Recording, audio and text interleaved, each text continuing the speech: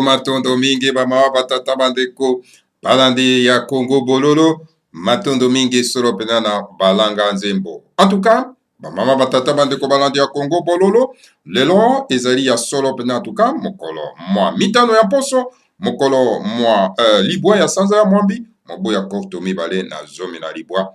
To komi bongo na ngonga ya zomi na libwa na miniti tukumi sato na libwa elingi koloba ete ngonga ya sambo na miniti tukumi sato na libwa ya sima ya nzanga. Tala biso wana toye lisusu antuka na poko wala bama batata bandeko poto solola. Topesaki bino elaka tolobaki ete repi ezali te. Aussi longtemps que toza na ngonga tokokita na bunker pona ete toko akopesa bino basango bama batata bandeko.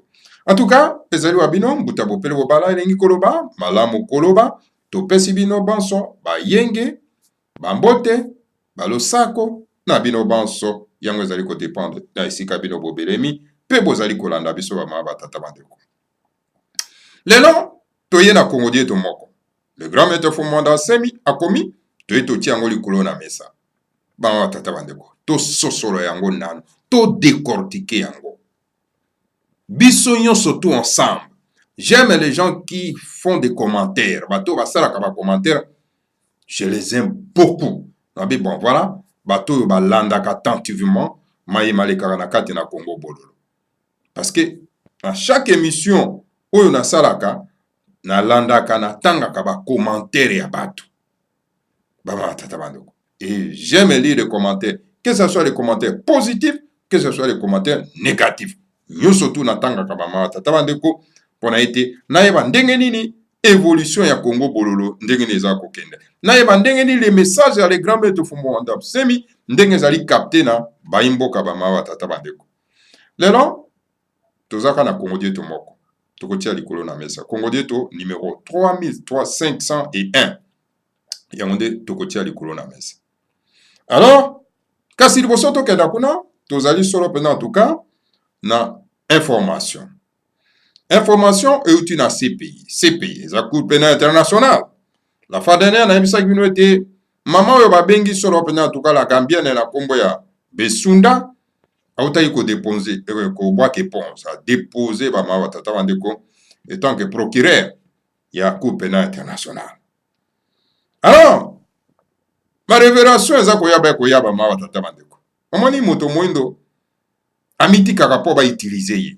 Tango ba utiliser ya komi na ye donc e koboso alors ba osala ni ba kamate koboso wana ba bwaki eza lokola lilala to melo ba pompe etika na makambu osala ni obwaki parce que eza sous na tinate eza lokola bato moindo tellement que ba kufa ba sous na bo moto te alors baza ko utiliser ba et maman na komba Besunda ba utiliser comme procureur ya Cour pénale internationale pour kangaka bandeko na ba ezalo kwa mbwa ba dresser ye plutôt pour kenda ko kangaka bandeko na ye banyama ye pe ba dresser ye pour akenda ko kangaka bandeko na ye oyo baza ko bundela mboka mama tata bandeko. Et voilà ezongeli isusu ye moko toujours information balobi balobi ce pays la cour donc la procureure Fatou Besunda dans les problèmes azana kati ya problème. Ye mutacheki bato na problème, ye moko sous se tourner ye ba problème. Qu'est-ce qui se passe? Totanga nano. Mama tata bandeko nazana wana kati ya portable wa tata bandeko. Bloqué yango na mutute, na tanga. Cherchons des preuves pour maintenir Laurent Gbagbo et Blé Goudier dans les geôles, c'est-à-dire en prison. Fatou Besunda risque d'y aller elle-même. C'est quoi? Risque ezali sikoya tourner ye moko na kati. Et c'est du fait que des événements non reluisants ayant eu lieu dans son pays sont portés à son actif. Oh, qu'est-ce qui se passe là? Donc ye muto azaki procureur azaki susu makambo na mboka na ye. Alors sikoyo donc la procureure de la Cour pénale internationale, CPI, Fatou Besunda, est dans de beaux draps. Des actions qu'elle a commises dans le passé, donc ressurgissent encore maintenant. Donc ressurgissent. Français, hein? Makambo ya salaka na karakara na kati ya mboka na ye na Gambi yango ye susuko bake ko timola yango ebimi libanda na sima ko utilizaka ye na kati ya Cour pénale internationale.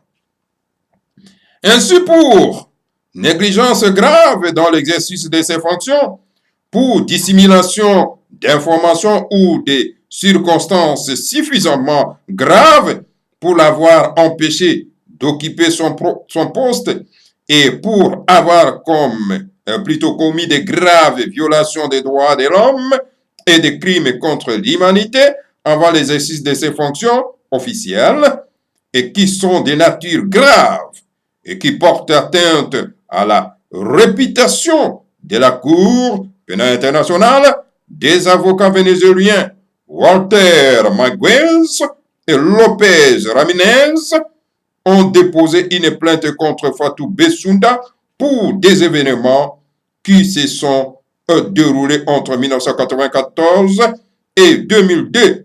À cette époque-là, la procureure de la CPI, de la Cour pénale internationale, occupait des fonctions de ministre de la Justice et de procureur général en Gambie sous le régime dictatorial de Yahya Jammeh.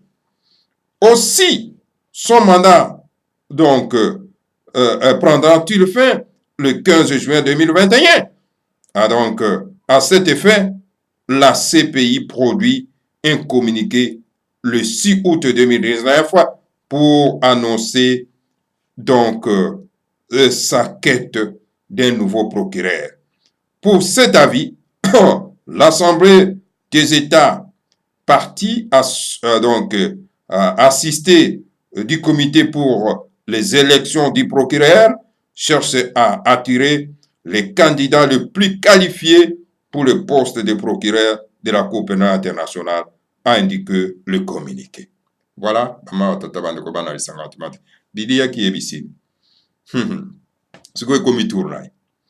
donc voilà, baza koakize babi asalaki négligence grave na tango ye azalaki na fonction kuna na kati ya mboka na ye na Gambie epa wapi abombaki ba information oyo oyo eza très grave mama tata bandeko oyo empêchaki ye mpona ete akoka kokipe poste bama tata bandeko oyo esika wapi bama tata bandeko asalaki solo mpenza bantuka ba violation grave ya droit de l'homme na kati ya mboka na ye, le crime contre l'humanité tango azalaki solo mpenza en tout cas non ministre ya justice kuna bama tata bandeko donc ezongeli ye mabe bama tata bandeko bana lisanga atimati.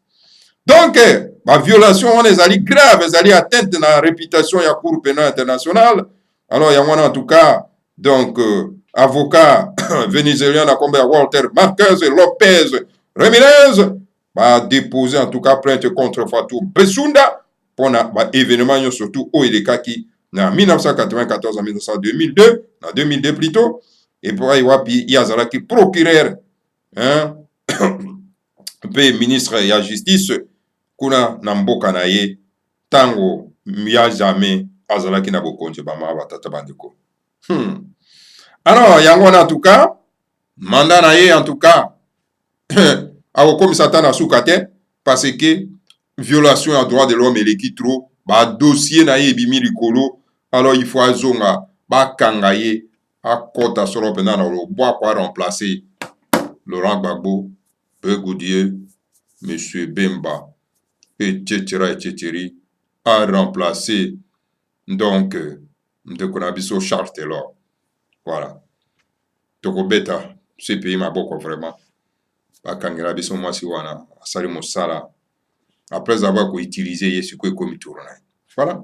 Bama watata bandeko bana lisanga timati. On a kopesa bino yango information. Et ben voilà, toke na Congo dieto bama watata bandeko. Congo dieto 3501. Qui va garder votre terre ancestrale qui se trouve dans votre province d'origine? Bino. Baoyo botika ki mabele na bino. Boye na mabele ya baninga. Siko yo tiki mabele na yo, oye na mabele na moninga. Nani akobatela mabele na yo tiki? Kuna. Tango yo tiki mabele na oye pa baninga. Omoni bangwanda baza ba escroc. Ngwanda baza ba véritable escroc. Na ndenge nini? Na tango ya lobaka te Kongo mobimba ezali ya biso nyonso. Eza lokuta monene. Lokuta. Kongo mobimba eza ya biso nyonso te. Bato na bato baza na mabele oyo bakoko na bango batikiraki bango. Esengeli ba protéger yango. Ba batela yango. ba homme politique ya lolenge wana ce sont les prédateurs o balingi kokende botolo ko bandeko mosusu mabele na bango par ruse.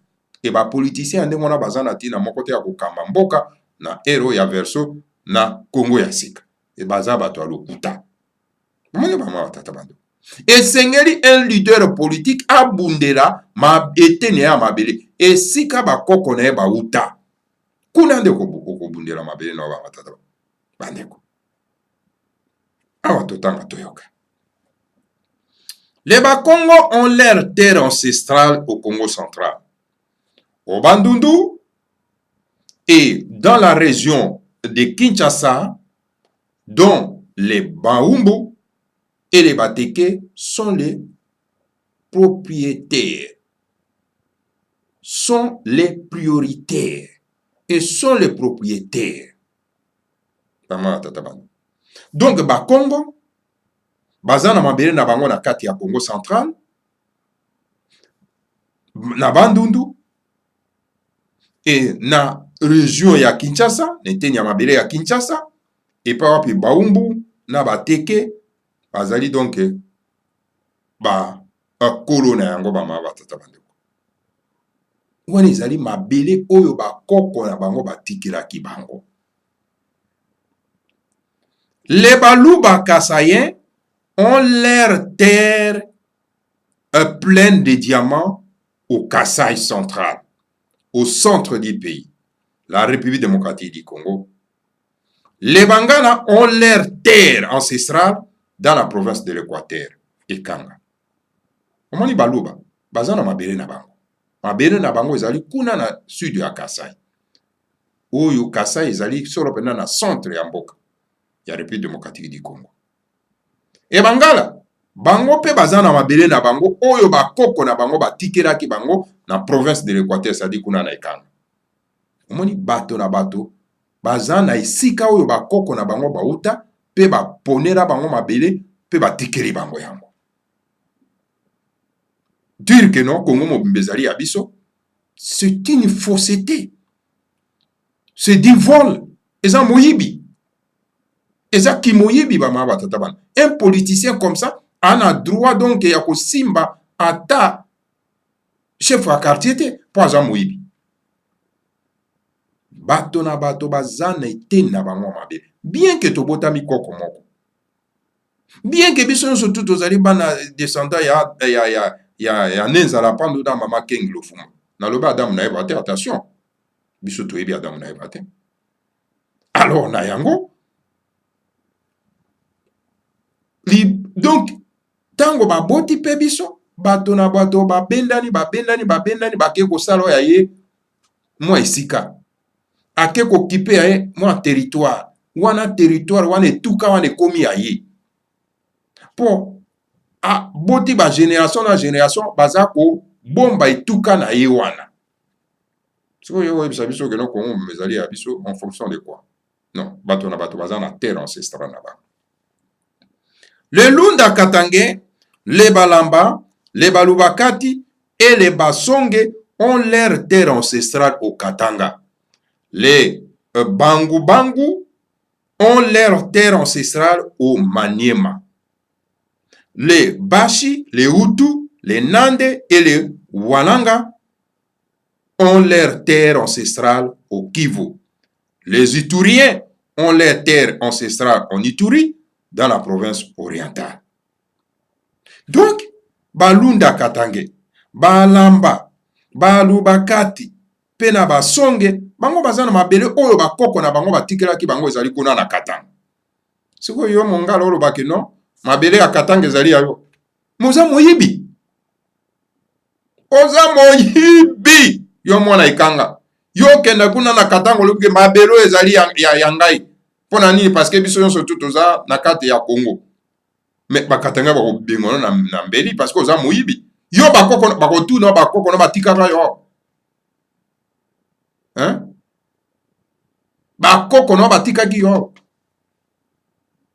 Siko mpona nini soki Congo mobimba ngo ezali abiso poni ba politicien oyo bauti na ba province misusu bakufaka bakena kokunda bango na ba province misusu te.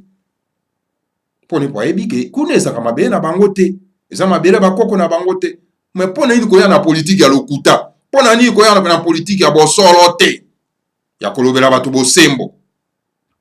Awa eza Congo bolo, bokomela yango ti bokotonda mpe bokokangola Congo bololo te. Alors na yango bamama batata bandeko bana esanga te mati banani oyo babengi bango bangu baza na mabele ya bakoko na bango batikelaki bango na Maniema, bambashi, bautu, banande, bawalanga, bango mpe baza na mabele oyo bakoko na bango batikelaki bango na Kivu. Yango na omoni donc tango batuti Rwandais baza koya po babotolo mabele ya banani ya babembe pala ruse. Yango omoni bango baza kotelema mpona kobunda mpona mabele na bango. Yo yebisanga mokongo nini ake kuna po abunda na bango esika moko, yebisanga mongala nini ake kuna abunda na bango esika moko, yebisanga nani katange moko ake kuna po abunda na bango esika moko po babengana batuti Rwandais oyo bayingi kozwela bango mabele par ruse moko te, bazobunda bango moko. Bamaimai ce sont de bembe oyo baza kobunda bitumba ya mabele ya bakoko na bango. Ils résistent. Sikoyo koya na bapolitiki no lokuta ke no Congo mobimba ezali ya biso, mabele nyonso tu oyo kokenda na Congo ezali ya yo. Vous êtes un voleur. Un voleur. Alors tozokoba mama batata bandeko. Alors na yango banani oyo babengi bango mboshi bautu, banande, bawalanga baza na mabele oyo bakoko batikali bango na Kivu. Et Iturien baza na mabele bakoko na bango batikali bango na Ituri na province orientale. Bato Ituri mabele na bango batikali bango na bakoko na bango ezali kuna na Ituri, donc na Boyoma. En quittant votre terre ancestrale et en venant s'entasser sur la terre de Bakongo, au Bandundu, Kwangu, Kwilu, dans la région Congo de Kinshasa et au Congo central. Alors, tango yozo tika mabele na yo, oyeko tonda na ville ya Kinshasa, na mabele ya Bakongo na Kinshasa, parce que Kinshasa za Bakongo, babengi yango Pumbu. Yo tiki ekanga ezo pole komi gros village, yo yeko tonda wana na Kinshasa, mabele ya Bakongo. Okeiti na Congo central, oke kotonga bandako banini olobi kukanisi ke yo kuna nde komi ya yo. Vous êtes un voleur. Vous êtes moyibi. Sikoyo otiki mabele na yo oyo bakoko na batikelaki yo. Ah, mais vraiment na éviter donc mitu bende ezo sala isusu malamu te bama batata bandeko. Alors donc vous laissez chez vous le vide qui est comblé plutôt par les Mbororo du Tchad, par les Tutsi et autres prédateurs qui cherchent à s'engouffrer partout où il se trouve un vide démographique. Siko yo tango tiki kuna, o vide ekanga na baimboka, o vide bolomba na baimboka, o vide bosombi pa na baimboka, o vide lisala na baimboka, o vide bumba na baimboka, oye kofanda na yo na kati na Kinshasa na Congo central. Siko vide oyo tiki kuna, otiki na kengelo yango. Yango wana komona banani bambororo bayei, bambororo atade bayei, bakuti vide, bafandi na bango. Bafandi, basimbi pe mindoki, moye pe ozonga kuna ezate. Foti ya nani foti na yo parce que okimi mabele ya bakoko na yo. Tala moto lokolo oyo Mokia. Mokia wazalaki komesa ba café, aye na Kinshasa tongi bandako na Kinshasa, me kende epai na ye na Bumba ndako moko te. Yango wana moni ke moya kenda kutu kuna na Bumba adigita asala politiki kuna ezate parce que azata na ndako te. Alors bandako na ye nyonso to bato atongi na Kinshasa babotoli ye na ba prédateur wana. Alors donc akomi kaka kolela. Soki atongaki na Bumba eske banga kobotola. Voilà les politiciens oyo mitu esalaka malamu te, oyo baza na esprit patriotique te, oyo baza na souci ya mabele na bango te. Voilà bama batata bandeko bana lisala atiki vide na lisala. Alors akotisi notion ke non Congo mobimba ezali ya biso nyonso waya bama tata bana. Donc otiki vide kuna bambololo bayeba occuper territoire na ba prédateur nyonso tout oyo bauti bipai na bipai baza ko occuper territoire mabele ya bakoko na bino. Alors tango bakobengana bino pe siko na Congo central moye bokoka kozonga lisusu kuna ezali te parce que boza lisusu na mabele te. Alors donc place na bino ekozala nini komibwaka na mai soit na océan Kalunga soit na rivière Mwanza bamama tata bandeko bobengaka abusement le fleuve Congo. Sikoyo bofungola miso bofungola miso. En venant prendre la terre de Bakongo sur le plateau de Bateke, vous marchez contre la volonté de Dieu Tout-Puissant qui a donné à votre tribu la terre ancestrale qui se trouve dans votre province d'origine. Tango yo ye siko na Congo central. Okomi kosomba na mabele ya Bakongo na plateau de Bateke. Obuki mobeko ya tata Nzambe. Po tata Nzambe apesi yo mabele. Po transformer yango. Po transformer teni ya mabele. Yo zo tika yango za kwa sikoyo kosomba mabele ya baninga. Po bato yo zo kenda kosomba mabele na bango po bazali bitula. Baza bato oyo bamonaka mosika te, bazo teka mabele na bango. Me tango bana na bango bakolamuka, bakobotolo mabele wana kosala boni. E kuna pe sika yo kimi sikoyo babotoli yo mabele. Omonte ko buki mobeko ya tata Nzambe oyo alobi ete apesi yo mabele esengeli okoka kobatela mabele na yo. Obuki mobeko ya tata Nzambe. Bama ba tata bandeko bana eza. Na mokila poto kosomba mabele te. Yo mopaya okoki kosomba mabele te. Te, bakopesa yo loué yango. Tango pe otungi izini na wana, ozo futa bakolo mabele, donc ba taxe. Bama tata bandeko. Mais tala kuna baza kozwela biso mabele par ruse. Tala Rubewa. C'est un tout Rwandais. Mais aza ko créer un territoire minembwe pour abotolo ba bembe mabele par ruse na Loma. Pona nini à cause ya ba politiciens verré lokola bangwanda qui dit que non Congo mobimba ezali ya biso. C'est pour cette raison avani na Bokonzi atongi ata école te na mboka na yauta. Voilà les politiciens comme ça on a encore besoin d'eux, on va encore les écouter. Non, on va plus les écouter maman. Et c'est pour ça qu'on y a la notion non abat le tribalisme. C'est-à-dire abat l'amour de sa tribu, de sa province, de son état fédéré. De conneries comme ça, on n'a pas besoin de gens comme ça. En vouloir venir s'entasser sur la terre de Bakongo, vous créez l'exode rural qui est un grand fléau. Celui qui vous renvoie vers votre terre ancestrale, située dans votre province d'origine, fait la volonté de Dieu. Je suis le fils de l'homme et le fils de Dieu en Afrique centrale.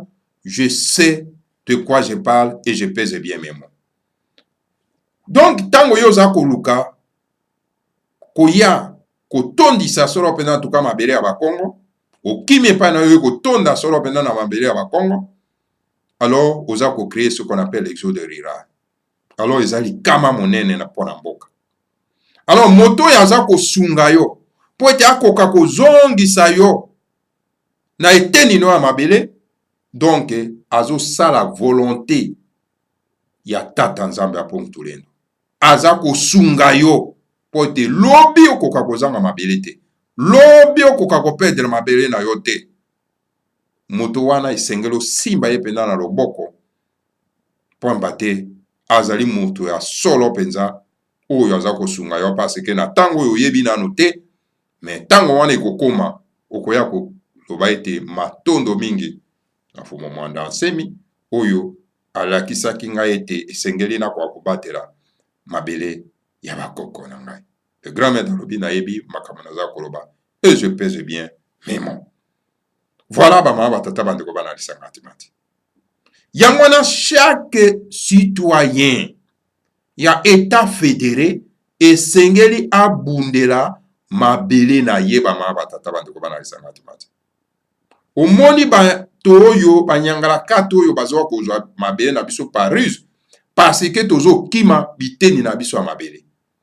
Mais tango tokozwa notion ya kodefendre yango nayebi so bakorenye en maître ndenge bazokorenye na kati ya mboka te. Moto lokola Hippolyte Kanambe akokima lobi. Hippolyte Kanambe c'est un tout Rwandais. Mais tala ndenge bazokovenere ye na kati ya mboka. Tala ndenge bapesi ye kombo ya lokuta bato bana mboka pe bakomi kokumisa na kombo wana. O Joseph Kabila Kabange. Et pourtant ici ye mboka ebige eza kombo na ngai te. Eza kombo na ye te. Et les gens commencent à l'applaudir, ya ko vénérer ye na mboka o ezali ya ye te. Ozomona te que vraiment bokomi ba bozo ba moko ko sakana te. Et voilà Fayulu qui vient, un politicien, ou alobi kaza ko défendre la cause ya bana maimbo. Oh non, vous savez Kabila c'est un Congolais, il a sa place ici en République démocratique du Congo. Donc voilà. Les gens pensent que quand ceux qui montent ba français dans mayel. Hein? Mais décortiquer ma kamaza koloba, vous sentez même que non, mais écoutez, ça c'est une personne qui ne vaut rien.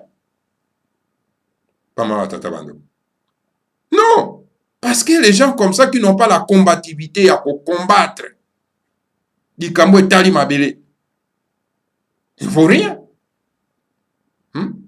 Pendant une démagogie.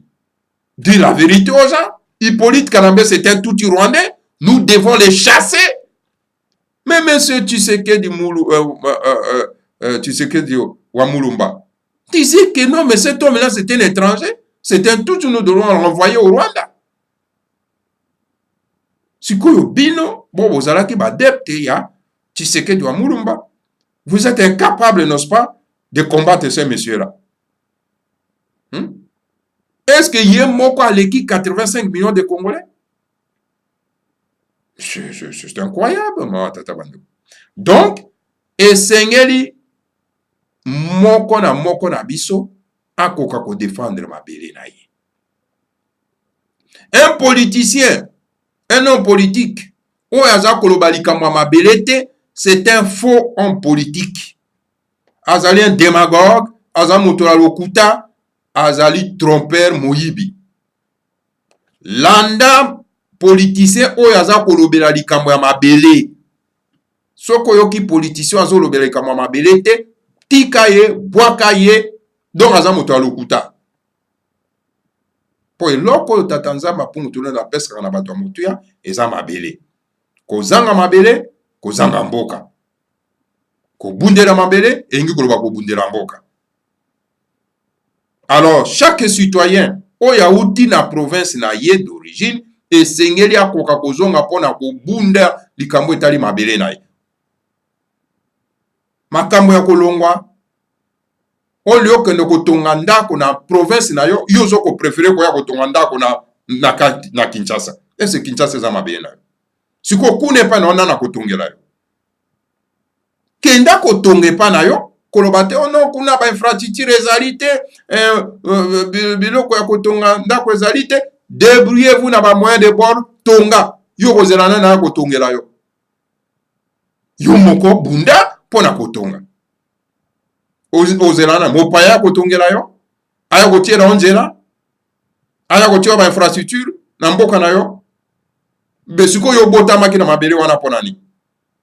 Obotamaki parce que ozwaki mokano na mokia molimo obotama po otonga yango. Ozali donc une âme de lutte oyo botami ne sika wana po to kwa kotonga yango. Alors bunda tonga yango. Kokima te. Voilà. Ama batata bandeko bana lisanga timati. Ozalaki Congo dieto oyo na yeki komemela bino po to kwa ko partager nango ensemble bama batata bandeko bande ya Congo bololo. Matondo mingi na bino baso oyo bolandi biso.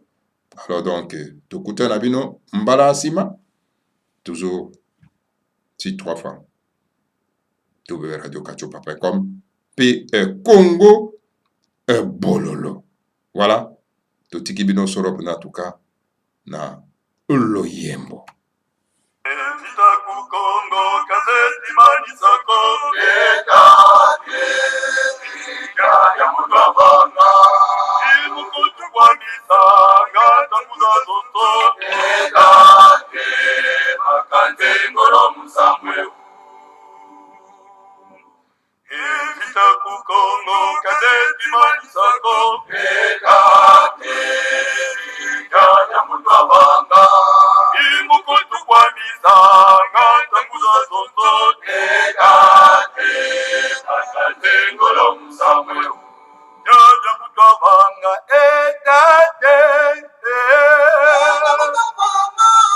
Rubaina kukongo kwa batangula kwa bakitula bosozi bangizeto Bau batetepe mama na kutukitukila Yaja mutavanga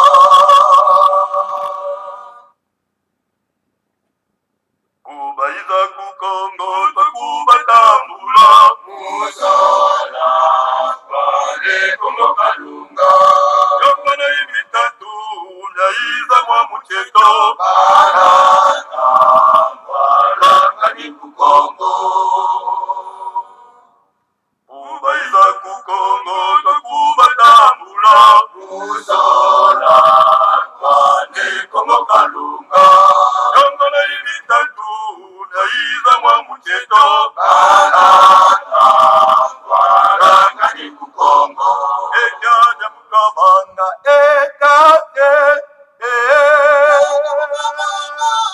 Rubaina kukongo kwa batambula Kwa bakitula bosozi bagizeto Bau batetepe mama na kutukitukila Yaja mutavanga Wangambila ngene pungu Zamakesa Makulu ya Kongo Kulumuna kitembo kinazoma tantu mieto Ekitatamana Fasa kanda ya Kongo Wangambila ngene pungu Zamakesa Makulu ya Kongo Kulumuna kitembo kinazoma tantu mieto Ekitatamana Fasa kanda ya Kongo Yaja mutavanga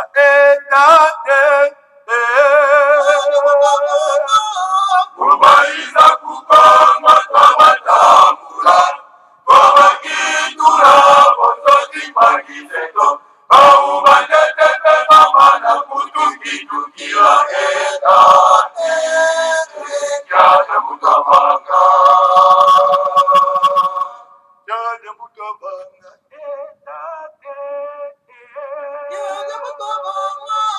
Kubaiza kukongo kwa batambula Kwa bakitula bosozi bagizeto Bau batetepe mama na kutukitukila